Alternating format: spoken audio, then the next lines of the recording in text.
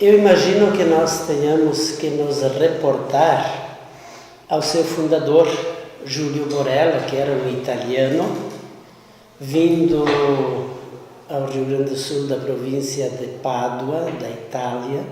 Ele nasceu por volta de 1880 e foi se estabelecer em Antônio Prado.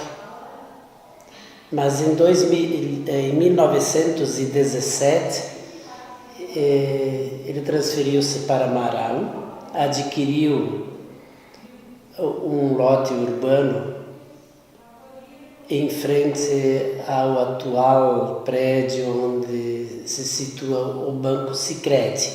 Ele construiu um casarão de madeira para a família e ao mesmo tempo seria uma casa comercial. Mas já as casas comerciais estavam proliferando pela vila. Então, em 1923, ele decidiu montar um pequeno abate de suínos no porão da própria casa.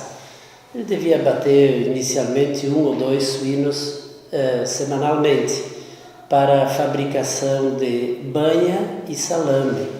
Ele contratou um químico prático para a fabricação do salame.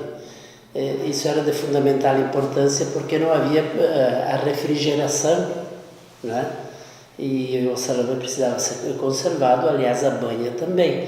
Diga-se de passagem que a luz elétrica foi instalada na vila a partir de 1928, quando o senhor Virgílio Marozin e o Santin construíram a primeira usina elétrica às margens do rio Marau.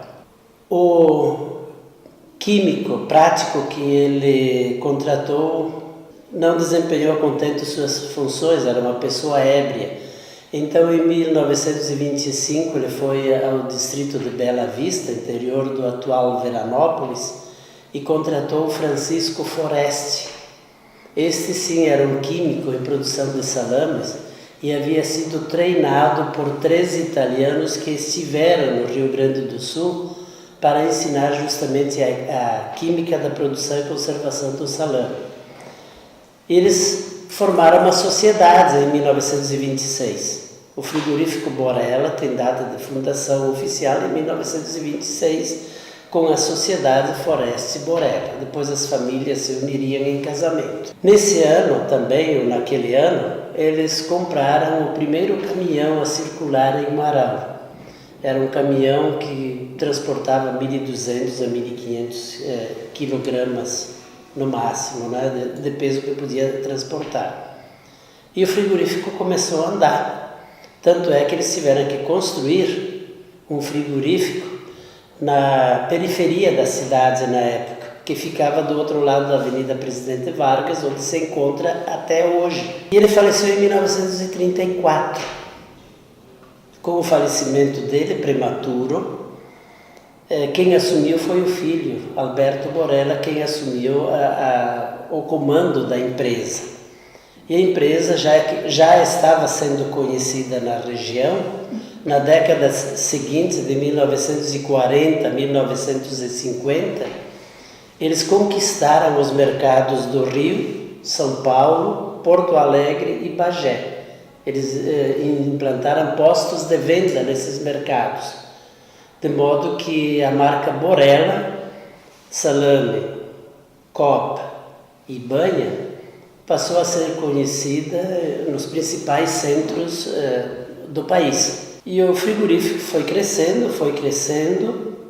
Nos anos de 1950 a 1960, por ocasião da emancipação de Marau, eles já possuía aqui em torno de 210, 220 colaboradores, operários.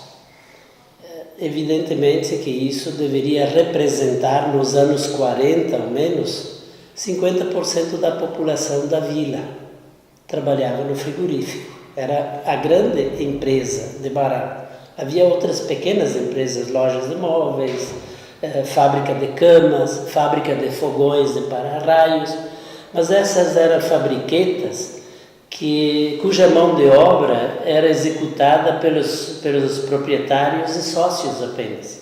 E o frigorífico não, empregava um grande contingente de pessoas. Em 1976 veio a falecer o senhor Alberto Borella, que por 40 anos praticamente esteve no comando da empresa. Ela já era uma sociedade anônima de capital fechado. E a partir daí, em parte por questões administrativas e também porque havia concorrência de muitos outros frigoríficos, o frigorífico começou a dar sinais de decadência.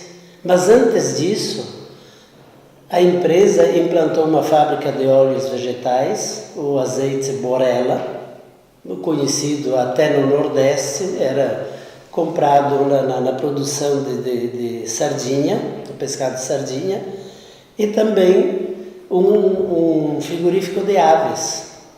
Nos anos 80, a coisa desandou e a empresa iria fechar fatalmente. Provocaria um prejuízo muito grande para a comunidade.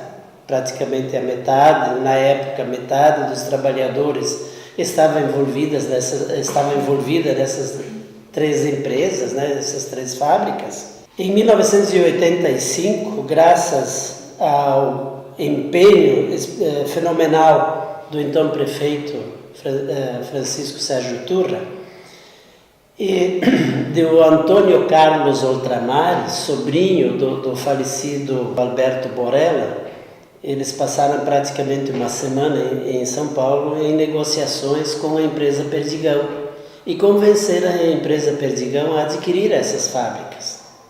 E foi a salvação não apenas da grande empresa Borella, mas também do próprio município.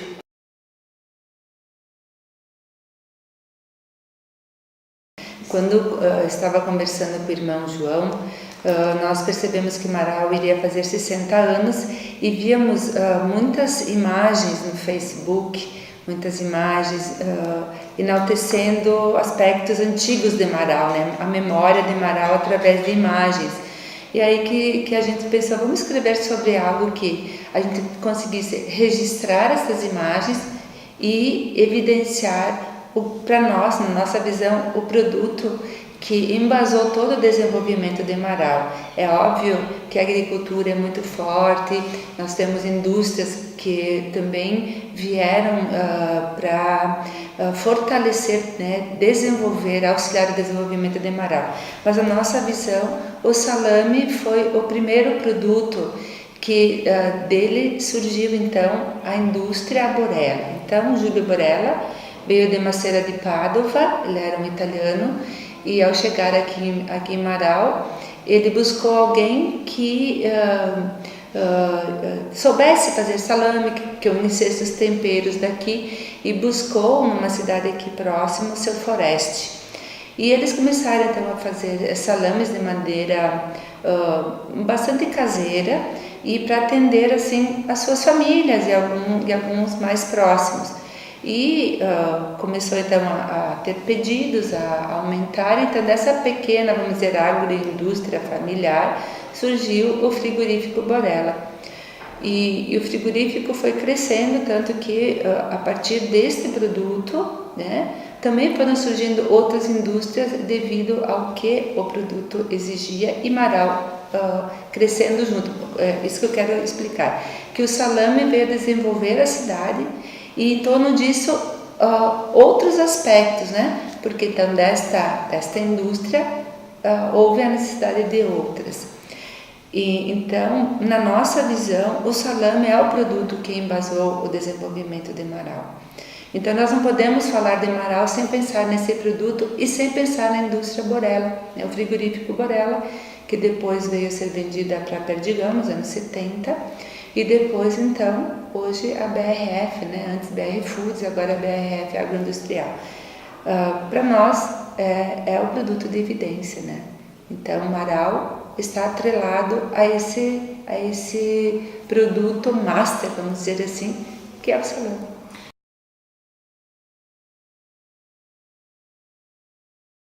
Bom, o primeiro festival do salame lá de 2010, ele teve, o início propriamente foi em 2008, começou a surgir com a criação da Rota da Salamaria.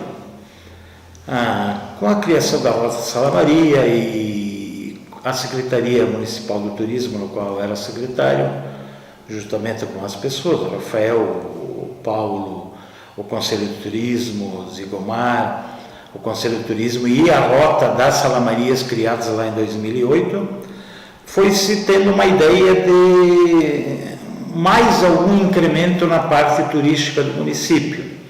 E como após criada a Rota da Salamaria, teria muito apelo algo ligado, obviamente, ao produto salame, que pela expressiva produção em nossa comunidade e por ser um produto de alto apelo num festival, diríamos assim. Então, no amadurecimento dessas ideias, em 2010, em agosto, dia 6 de agosto de 2010, iniciou-se o primeiro festival já com o nome nacional do salame em Manaus. Folha Regional, o mais completo.